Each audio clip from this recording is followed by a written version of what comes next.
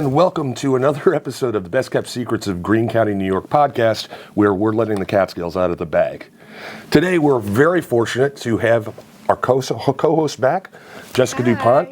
She was a little under the weather last time. I'm your host, Mark Gustavson, and we are visited today by Kyle Lyles and Ed DuPont from Gustavson's KO Boxing Gym on Main Street in Catskill. Back in the day, it used to be known as the Catskill Boxing Club, and for those of you who are not aware, it's where Mike Tyson got his start. So, Kyle and Ed, welcome. Thanks so much for coming in. Thank you. Thank you for having us. So for listeners who may not know, can you give a brief history of the gym?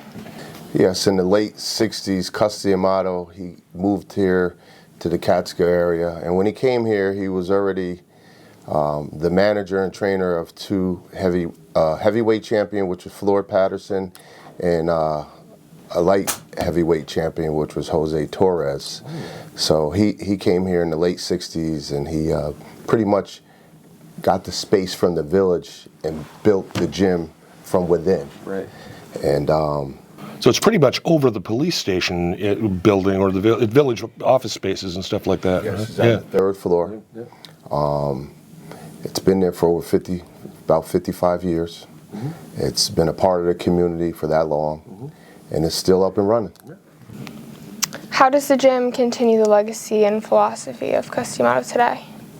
Well, the legacy obviously is strongly built off the fact that, you know, Cus trained Mike, and Mike became the heavyweight champion, and internationally, worldwide known who Mike Tyson and Cus are, you know what I'm saying? And just the work he did, the efforts he put into the community in boxing still exists today. As far as the question on the philosophies, you know, Cus D'Amato trained a lot of youngsters that came through the community years ago, and we currently still have two trainers that are at the gym that was trained by Cus D'Amato, in addition to Teddy Atlas, who was here at the time, by the name of Darren Ruff and George Young. And they learned and was taught the philosophies, and they were taught the style, and they are there today teaching what they were taught. Now, another trainer of note from back in my day, because I used to date his cousin, is Kevin Rooney. Yes. Now, I think there's a connection between Kevin and you, Ed? Kevin was my trainer at the end of my amateur career. Gotcha. I came here originally from Atlantic City, trained out of Atlantic City, PAL. My trainer was Carmen Graziano, and when he passed, Kevin knew me from years earlier from sparring with a fighter named Ricky the Rock Myers down in Stan Hoffman's camp in Kerhonkson, New York. Gotcha. And it was my father who actually made a call to Kevin to tell him what happened. And within 3 weeks, I was back from Atlantic City, and you know, walking up those stairs for the first time to Cus's gym. You get your steps in. So I knew Kevin pretty well. Yeah. And the reason why I didn't I didn't mention Kevin, because at the time Kevin was also fighting. Oh, yeah, he was. And he was being trained by Cus and assisted by Teddy at the time. So he later on became, you know, Mike's trainer once Mike became champion. Yeah, I went to a couple of Kevin's fights as a young kid. He was a pretty aggressive guy. Yeah. So other than Mike Tyson and the few that you mentioned before, are there any other professional fighters that have come out of the gym to make a huge impact on the boxing world? Absolutely. It goes back to Wilfredo Benitez and Jose Torres. Floyd Patterson, the former heavyweight champ, came out of this place. You know, and then ultimately, when I got here in '90, Vinny Pazienza was here, and we were sparring partners actually for two of his fights. But and he just visited just recently. He was just here for the celebration of Cus's 40th year of passing. Had a nice big event where, you know, a lot of the former fighters showed up. That was quite the thing. They had the whole Main Street was blocked off. We had a great stage and a whole bunch of great folks here. It was wonderful to have it in the village. It was the fantastic. gym has actually had 6 world champions. Wow. Over the time. Wow. And you know, if you think about all the fighters globally and all the gyms that are around. Yeah. Little gym in Catskill, New York, 6 world champions. And, you know, it's been very successful over the years. And the thing about it is, I joke about it, but Catskill, Rip Van Winkle, but then when you're traveling and you mention Catskill, a lot of people don't really know Catskill, but as soon as you say Cus D'Amato, Mike Tyson, and they're like, oh yeah. So it's putting Catskill on the map a little bit, and we want to continue to have that happen, you know. Then there's always the confusion of Catskill, not the Catskills, you know? You hear that a lot, the Catskills. Yeah, for sure. Oh, we're Catskill, a little village. So you're currently a trainer at the gym, Yes. right? Could you tell us a little bit about like a typical day inside the gym? I'd say there's 2 day parts. You know, like traditionally in most gyms, you know, there'll be a training session where all the pros are coming in, and the guys that are up and running in the morning and training in the morning sessions. I do a lot of morning sessions. I am visiting at night now, but I'm in there at 10 o'clock, and then 4 or 5 o'clock it's open to the public. And a lot of folks are coming in. Several trainers are there, including Todd Smith, who's also there. Columbia County. And what I love about it right now, truthfully, is like we're getting a lot of local kids that are coming in. We're getting people who are traveling from Gardner down by the New Paltz area that are coming over. But the mix we have in the gym right now with Darren and George and Todd and myself, I just love. There's a certain vibe in the gym that I think has been very productive, you know, over these months. So the gym is open to the public at a certain time? You can come in and see folks working out and sparring and all? That's fantastic. Right now, the hours are Monday through Thursday from 5 to 8 p.m. You know, and times if the coaches set it up with some of the kids or the fighters that are there, they can do other days. You know, and hopefully as we continue to grow like we are, then that might go into a Friday, Saturday. Right. For sure. We have a couple guys that are going to be fighting soon. Yeah. So. And Saturdays, once we get closer to those fights, they will be in the gym on Saturdays. And the trainers, like, just so you know, they volunteer their time. So they're not getting paid to be there or anything. They volunteer their time so that, like you said, when you open up the doors, you know, for 6-7 days a week, a coach who's volunteering their time has to be there. Right. So I know the gym and Cus were very famous for the peekaboo style of training. Are you guys still doing that? Are there some trainers that are? Darren and George, I would say, specialize in it. Kevin Rooney taught me that style, but I didn't grow up on that style. Guys like me and Vinny Pazienza, Vinny was with Lou Duva and Georgie Benton back in the day. I was with Carmen Graziano and those guys. So we learned how to fight before we found Catskill. But I would say the 2 guys who specialize in the peekaboo are Darren Ruff and George Young. I definitely have incorporated elements into what I teach with fighters from that style because it's super effective. It's been successful over the years. But it's important to know too, right? Like everyone knows, you know, you mentioned it earlier, right? You mentioned Catskill. It means Mike Tyson nowadays. But if you go back and you look at Jose Torres and especially Floyd Patterson, they used peekaboo, but different variations. Not quite the same. And Mike has made the style that everyone is familiar with now. The sort of head movement that he used was very unique. But Mike brought some tools to the game that maybe some of the other guys didn't have, with exceptional hand speed and foot speed, and we all know about the punching power. So you know, that style has become famous really with Mike. The thing that always impressed me about Mike was, if you watch him, I always said he'd never lose to a shorter, to a taller fighter, because his punch came from his left heel all the way through his right arm. You know, and it was just unbelievable. If he could get that uppercut landed, it was lights out. Yeah, he was tough. So going off of what Ed said, like they all get taught the basic principles and the basic style of it, but almost every fighter takes that and can fight a little different. For example, George Young will probably try to fight, he used to fight more towards like Mike. He wants to get in and knock you out, where Darren took the style and he had a little bit of like Muhammad Ali type of deal. So he had the head movement, the weave and all that, but he was a boxer instead of a puncher. So he wasn't looking to get inside and knock you out. He was going to beat you on the outside with punching. So the style, like I said, each fighter can use a different variation of the style, but the basics are the same. There's 4 things that have to be, no matter what style you teach in boxing. Gap control, which is the distance between one fighter to the other. Always giving angles, staying off that straight line, and you must have head movement. Whether it's the cut style or any style, those 4 things are true of any style that you use, no matter who they're taught by around the globe. You have to have those 4 things. And then, you know what happens? The style, the fighter's style, his personality, the personality takes over what's added next. But those 4 basics you have to have. And the good thing right now, you have Darren, George, Ed, and Todd. Ed and Todd are at the gym training, who came from other gyms that were taught a different style, but they all work together.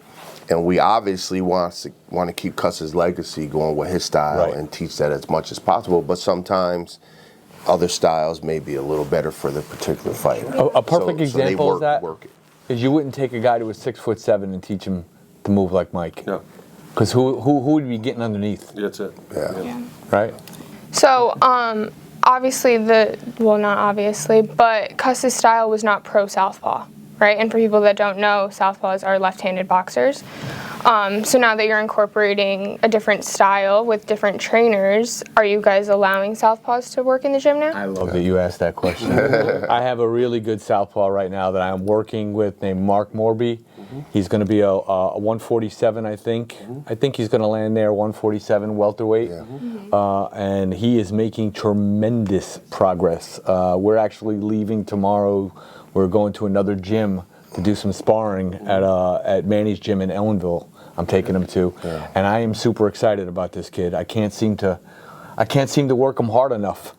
You know, when it gets real tough, you have people who stop showing up. This kid, it's all day long, and I think he's going to be a very good southpaw for us. We're planning on looking for tournaments now in February and March to make his amateur debut. Gotcha. Yeah. So with that recent event where Mike came down in the celebration of the gym, you guys got a $50,000 donation.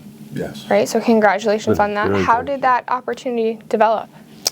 So Mr. Anthony Constantino, who owns a large company called Sticker Mule, I actually had the honor to work. I have a security company as well. So we had the honor to do some security for him. So from that, I ended up developing a friendship with him. And he's a former fighter as well. He only had a few professional fights. And he was always a fan of Cus D'Amato, you know, that Italian Constantino D'Amato, and a fan of Mike. And we got into, talking about a few things. And he came down to the gym. He worked out a couple of times. And he just always supported it and loved Cus and Mike. And then he got wind of it that they were talking about maybe renting the gym out to someone else. And he was like, we can't let that happen. Whatever we need to do financially to help you guys out down there, we'll do. And from there, like I said, he supported us. He was at the Cus D'Amato, celebration. And on that day, he gifted us with $50,000 to help us wherever we needed, to build the gym, for whatever our needs are for that money. He gifted it to us for it. Can I just tell you, I have to just step in for a second because he's not giving himself enough credit. I ran this gym. I ran the gym for 2 years, about 10, 12 years ago, and Kyle took over from me when life just got a little too busy with work. Yeah. He's done a fantastic job, and he doesn't take enough credit. I want to make sure that the public knows that. The gym looks better than I've ever seen it, and I've been coming to this gym for 35 years. I was here in 90. Yeah. It never has looked better than it has now. There was always a need for newer equipment because it was broken down or the very basic things that we needed to train. And when you walk around that gym right now, he's done a really, really good job. And people need to give him a little bit more credit around town for what he's done. Because I can't wait to go up and see it because I haven't been. It looks phenomenal. Please come by. I haven't set foot in it since 1980. Yep. Okay, so 45 years. And you know what the beauty of was? When we walked up those stairs the day we had the Cus D'Amato celebration day, Vinny and I walked in together. And he was kind of looking around and he said, "Eddie, this place looks great, man." I said, we never seen it look this way. Yeah. So I wanted to just give him a little shout out because he's done a great job. I appreciate it, and it's about the teamwork too. I mean, I got to give praise to Greene County and Columbia County, who has given us grants. It's awesome to get a facelift there. Thank you very much. That's helpful. That $50,000 donation was definitely a shot in the arm for us. And we have plans to do some more renovations in the gym. There's a stage area that's currently there that we really need to open back up as the gym is growing. Yes. And we plan on renaming that like maybe Tyson's Corner or Three Champs Corner, because Cuss had, Mike, Jose, and Floyd, but completely renovating that and bringing it back to the original state that it was in when Cuss was there. Right. So, all that money helps out, as well as, like Eddie's going to start to travel. These youngsters are going to be going to other gyms to train. They're going to be going to tournaments. So, that money's going to help all that. Very good. Very cool. And what message do you think it sends to the community about all the work that you guys have done getting this donation? Well, I think the community supported the gym big time when the word got out a little bit that there's a possibility that the gym was going to maybe change to someone. I mean, the community, especially on social media, went to a buzz. I mean, they were like, no way we're going to let that happen. You know what I'm saying? Like, we don't have the community center shut down, a few other places. There's not a lot for these youth. That's the last thing. Plus, it's iconic. I mean, Cuss D'Amato puts Catskill on the map. That name of that gym is known everywhere. How can you shut that down? It should be on the historic registry. I mean, you should never even consider at shutting that gym down. We just have to, and the village has been good with the village board itself, with working together better than we have ever to keep the doors open, to make it the best, promote it. So again, it goes back to, like I said, I'm not looking to take credit because it's about the team, but as long as the team is working, we're good. I think the sky's going to be the limit, as well as I got to give a shout out to Mike, because he's busy and he could be anywhere. He could be in Africa one day, Ireland, wherever.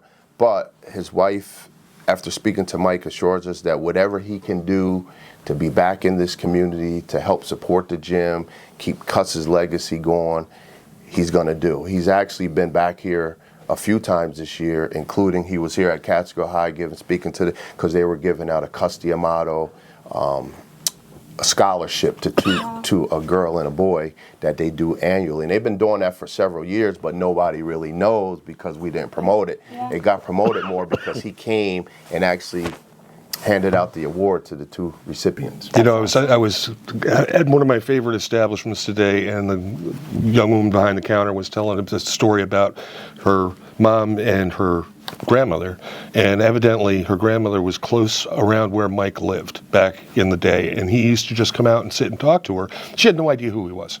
He would just sit and talk with her and hang out and all of that, and she'd always bring out lemonade and stuff like that. Her mom shows up at one point and runs back to her car and gets a film camera, because that was what they had at the time, to get a picture with him. And her mother says to him, why do you want a picture with Mike? And he goes, you don't know who he is. Boxing's been around a long time, and I would say, as far as what the community thinks, I agree with Kyle. It's always been supported. But the other thing I think that people fail to realize sometimes is, these gyms in a lot of communities are necessities. Mm-hmm. And they keep some of the youth out of trouble because they come to the gym and they learn discipline, and they have to be there on time. They have to be respectful to other people.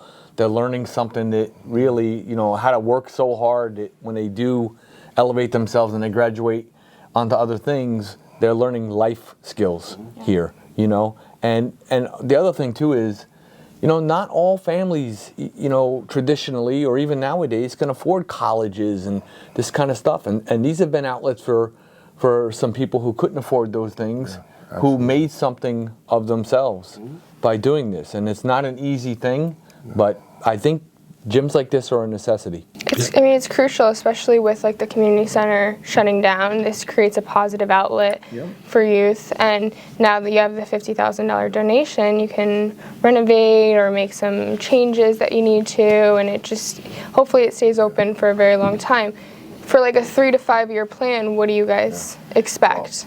Well, I want to go back and take a minute to give Anthony Constantino another plug, because in addition to him donating the $50,000, he recently donated 60 turkeys to our community for Thanksgiving.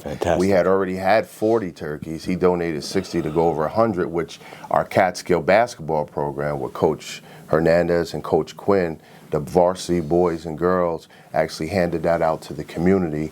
And he's not from this community. He's from Amsterdam. He's currently running for Congress District 21 for United States Congress, but he did something special up there for them.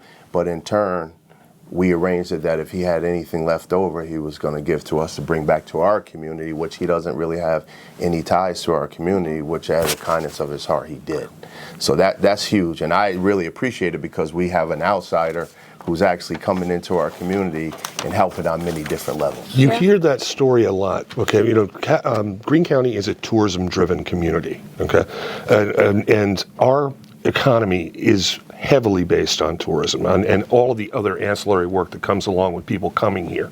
The work that Jessica and I do is sort of a double-edged sword between the two sides of the coin of tourism, getting people to come here, and then economic development and community planning to get people to stay here, start a family. But the overwhelming message is once people do come and see what's going on here and see just how committed people are to these communities, they want to be a part of it. Yeah. It's a good thing. It's much appreciated as well because it helps. Yeah. So thank you for asking about that anyway. Of course. So where do you see the gym going in the next 3 to 5 years? We talk about it all the time. We see an expansion with the gym. We see producing fighters to getting back to actually having live fights, be it amateur or professionally, right here in the community. Yeah. I mean, we just got to build it. Like I said, the trainers got to just really work hard at producing these fighters, which they are. And we see that happening in the very near future. I've got 5 gyms. Well, we'll be number 5 that I have contacts at. One of them is John Scully's gym, very famous trainer and fighter back in Connecticut. Danny McDermott in Edgewater, New Jersey. Manny over in Ellenville, and I've been working a lot with Tracy Harris Patterson out of his gym. Down at Highland, yes. Ours being the 5th. And we have all agreed to work together. So there may be a time that's going to come shortly where we're putting on some shows and we're collaborating to do that and having fighters from each of those gyms come and doing an upstate New York sort of thing, you know? So I think it'll be exciting for this area. We have, I spent a lot of time in central New York in the earlier part of my career before I came back to Greene County. And the, National Boxing Hall of Fame was always a big draw in central New York. But down here, this seems like something very, very exciting that, over the next few years, if we get that type of attention, the collaboration that you're talking about, we definitely have venues. Been going to the International Boxing Hall of Fame. I know Ed Brophy, the director up there, very well. And, I've gone a lot over the last 25 years, and when I go there, people ask me about this gym quite often. Really? Quite often. Well, it's interesting because when you walk into that gym, it's almost like a history lesson because you can go and you can look on the walls and you see all the old newspapers and all the old pictures of fighters that have been there. So it's kind of like our own Hall of Fame. Indeed. I can see it growing because, again, the relationship that I have with Mike, he recently as well donated money to the gym from his foundation in addition to the scholarship. But I speak to his team like, Billy White, his attorney, and other gentlemen call me all the time to get an update how things are going. They had actually did the agreement with the village. The attorney wrote that. So there's other teamwork that's being done behind the scenes that, again, I'm never going to announce because I'm not looking for credit for anything, but usually the most work is being done when it comes to all this stuff behind the scenes. Like, I'm not a coach there. These guys are coaches. I'm the guy that's kind of just behind the scenes trying to keep the doors open, keeping the equipment up to date, and keeping everything going well, which we're doing. Chief Operating Officer. You call me whatever you want. I'm a Catskill. I love Catskill, and I volunteer to do what I could do. I think it's going to be fun to see some fighters start winning some tournaments out of this gym again. Yes. It's been a long time, and I think that is the thing that's really necessary to really get things moving again here. Yes. And we've got some guys that are in there working hard. But I'll tell you, we mentioned before about folks coming in the gym and it being open. It's been great because I've seen 10-year-old kids in there now, little kids, older folks, and it's been I think that's tremendous. So is it just word of mouth that people know that they can come to the gym, or do you guys have? No, we have a social page? media page, Okay. and I just recently got in and I cleaned some things up, and hopefully in the very near future, we'll get some assistance from Mr. DuPont and his daughter with upkeeping the social media. Yeah. Sure. I mean, we're on Instagram, we're on Facebook. That's fantastic. So we do a lot of that. Where does somebody find you on Facebook and Instagram? Yeah, Customato KO Boxing Gym. You punch those There it is. information in on Instagram or Facebook, it pops right up. Yeah. So we'll make sure that when we get done with this episode and it gets published, that we get that to you so you can put it on your social. Absolutely. Yeah, but that is the big deal. I mean, everybody is on their phones all the time now, and it's Yeah, and I was just in Amsterdam yesterday because Sticker Mule has a huge company throughout the world, and I sat down with their media guy, their CMO, the marketing guy, Dave Traver, who actually sat down with me, and again, helping me out with the social media page, updating stuff, taking the tools that they use to promote their products to help us now promote our stuff with the gym. But once they help us get it up running again the way it should be, like today, state of the art, then we got to run it. Yeah, Which we will. we will. Ed does. I work with Ed with Little League for many years. This is a dude that once he puts his mind to something, man, he is not getting off of it. And he does a great job. So that was one of the first things I thought about when I started. We got to move in a different direction to really build this thing up. And Ed started coming back around a little, and I was like, Ed, I got to tap you, man. You the guy to help out. And he's done the same thing, done a great job with reaching out to the different gyms during the celebration. We brought a lot of the pro fighters up, helped bring them up to, to the community. So I think this is going to be great. I think the teamwork is going to be wonderful, and I think that this gym is going to take heights that it has never taken for a long time. I've got a few guys who are going to come around. And one of the things that I had an advantage of was when I was in Atlantic City, I was in a gym with a lot of champions and Hall of Fame fighters, and I got to learn from guys like that. So just recently, you mentioned the Southpaw before, right? I had him on the phone with Michael Secondton, the former middleweight champ of the world, and Reggie Sweet Johnson on the phone with him in the same week. Being able to ask, they're both Southpaws, so he got to ask questions on the phone, and I'm trying to give him a little bit of what I had way back in the day. Being able to pick their great minds, and they're both Hall of Famers. And we're going to have guys coming up here. I know that Bobby Chaz will be up here in March. I know one of my old sparring partners, Iran the Blade Barkley, will be up.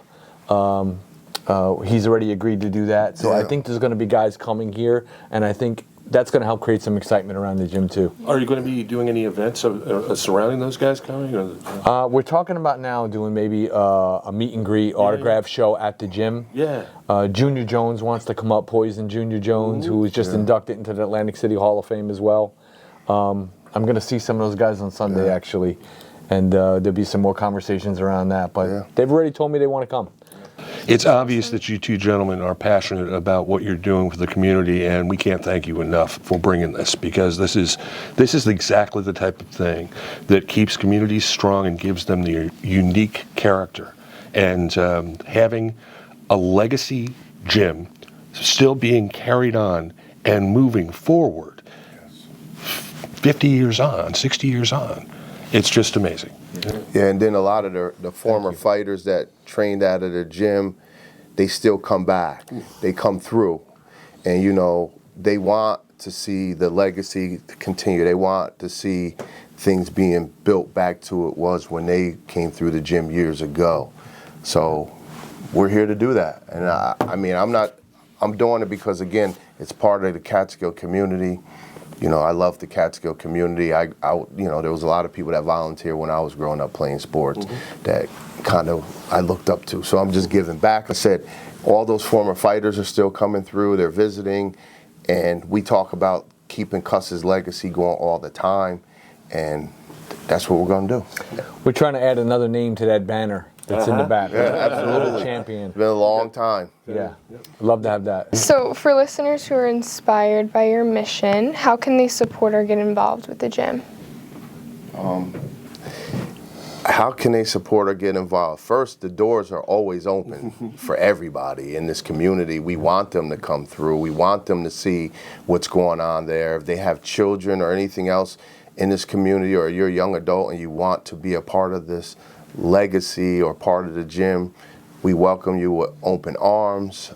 If you do not want to do anything more than just come there, you know, we have attire that we sell, be it hoodies and things, and all those proceeds go back to the gym. The gym is a non-for-profit gym, so, you know, anybody can donate and get a tax write-off.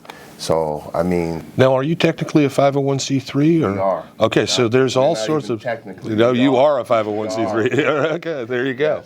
So that opens up a whole bunch of doors for a whole raft of state funding that's going to be made available in the near future. So, yeah. This man right here is a very good grant writer, man. He's going to be looking into some things, and we're going to get some money rolling in. But most important, we really want to produce fighters. We want to get guys that we bring in that gym, that these guys train up to get them ready to fight.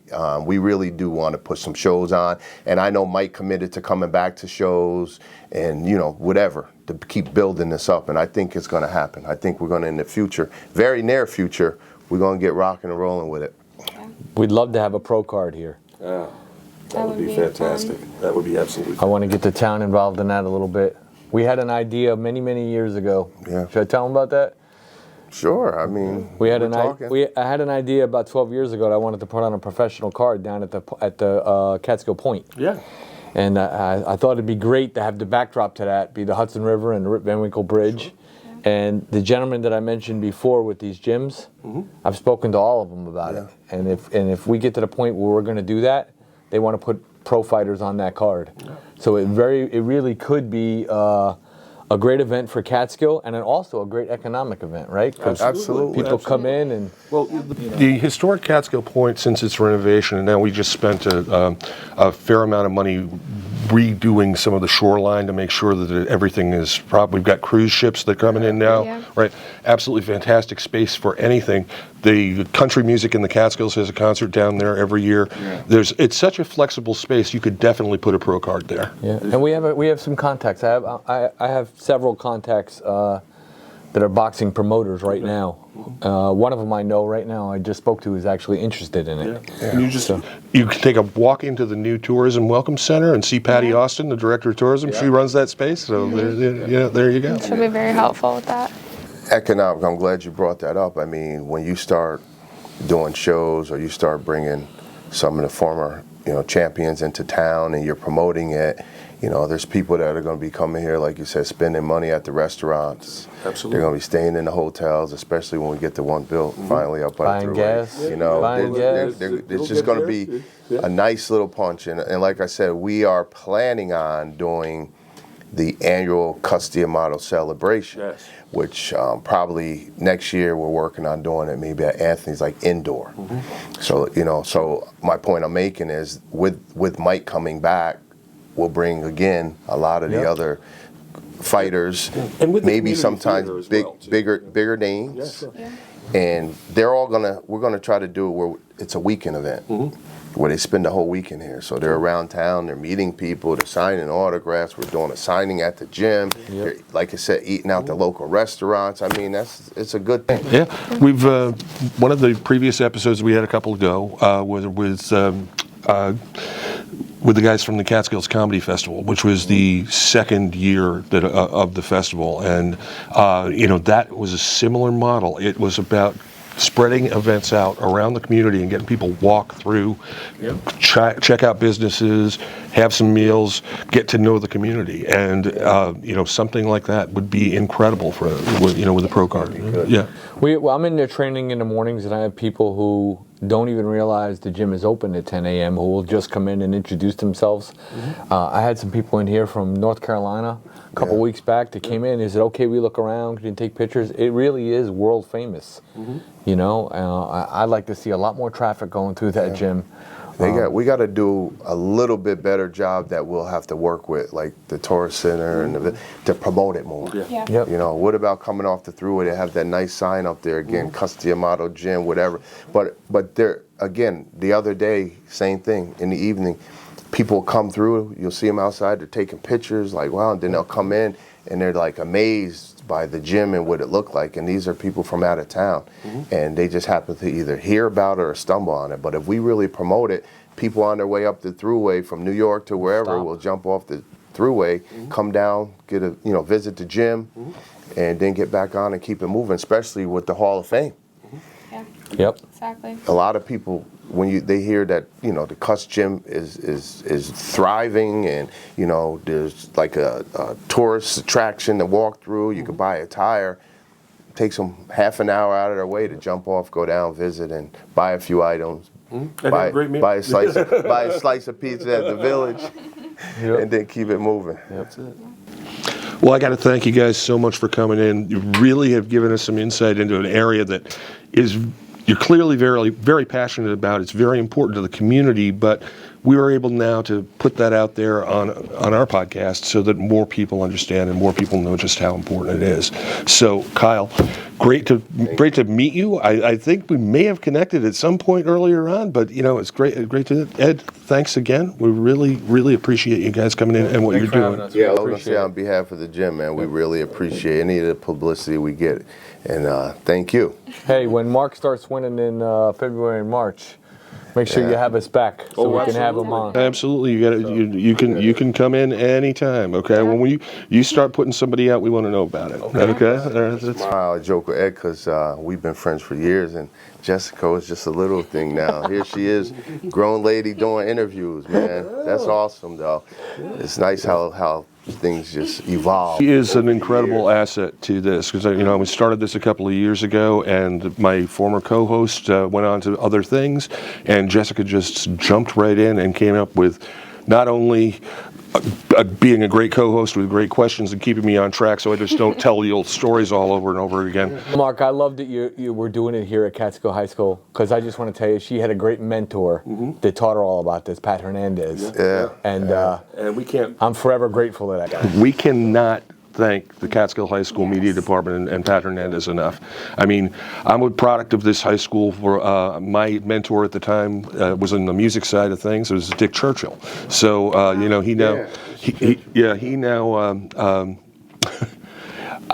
came back as a senior. And he had said, he wrote in my yearbook, I still remember it, he goes, Mark, it's like the basketball coach getting a 7-foot coordinated center for his senior year. And I'm like, ask Mr. Hernandez, would he like that? Well, that's a wrap on another great episode of the Best Kept Secrets of Greene County. We continue to let the Catskills out of the bag. For my co-host, Jessica DuPont, and me, Mark Gustavson, thanks for listening. Tune in again. And we've got places to go, things to do, and stories to tell.